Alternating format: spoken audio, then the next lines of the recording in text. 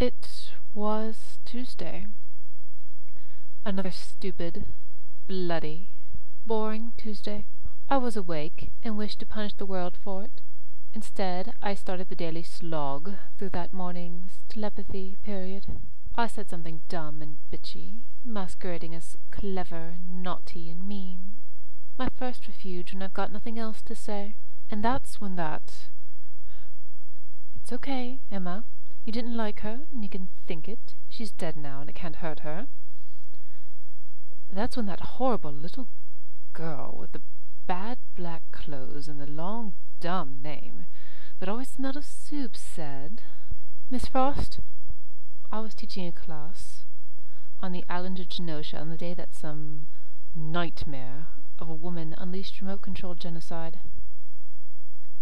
16 million mutants died. 7 of them were my students. It was not the first time I'd lost children I'd pledged to teach. This was in Massachusetts, then. My sister, a dream, long-simmering family business, blew up in my face. She infiltrated and attacked the academy where I was training the next generation to rise up and stand strong. She killed a boy named Sink in the explosions. She didn't want him, though. She just wanted to take something of mine she could never have. Well, you can't always get what you want, darling. And I already knew it would take more than bombs to kill me.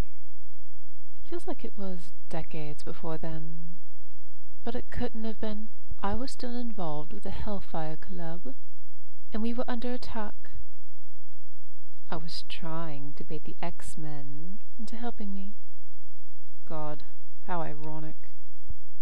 I was only involved so I could teach the children. Xavier's school was so uppity, so elite, and closed. Where else? Who else was trying to teach young mutants how to use their gifts and defend themselves? Sometimes they're gone, Emma. You can think it. Sometimes I forget what they looked like. They were killed. Sentinels. I look back on my life, and all I see is the same horrible pattern repeating itself.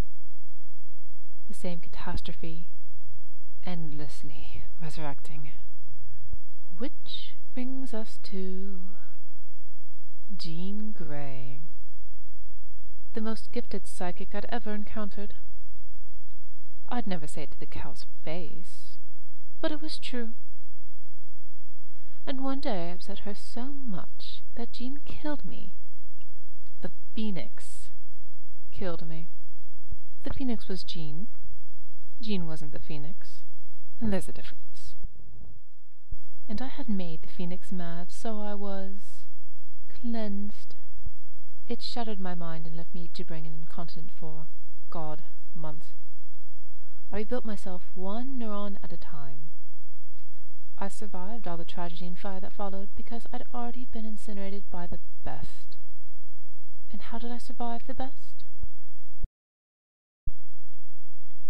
Because, darling, I came from the very worst.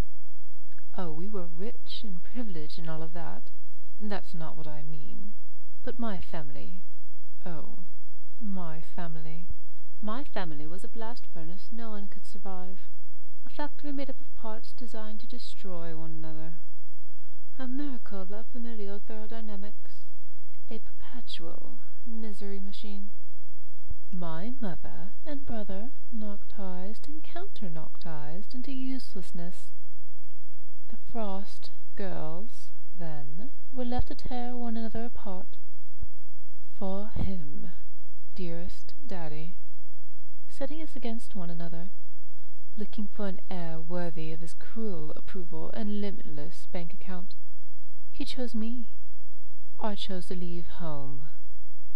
I'd already gotten everything I'd ever need from him, namely, the Frost will. Will to power, will to thrive, unbeatable, unbreakable, perfect like a snowflake, strong like a diamond, the will to live, the will to teach children, to teach mutant children, like me, how to find, somewhere within themselves, the will to do whatever it takes to survive, to save and protect those who can't save and protect themselves, from whatever apocalypse in which they might find themselves, protection from whatever fires, from whatever flames, no matter how painful, and from whatever hells they find themselves burning in, no matter how they got there. This is how it's going to be. That's how I survived. Time and time again, that's my secret. I survived because I willed it to be. Time and time again, I've seen tyrants crush the powerless. I've been crushed by them myself. How did I survive apocalyptic fire? I simply refused to feel the flames.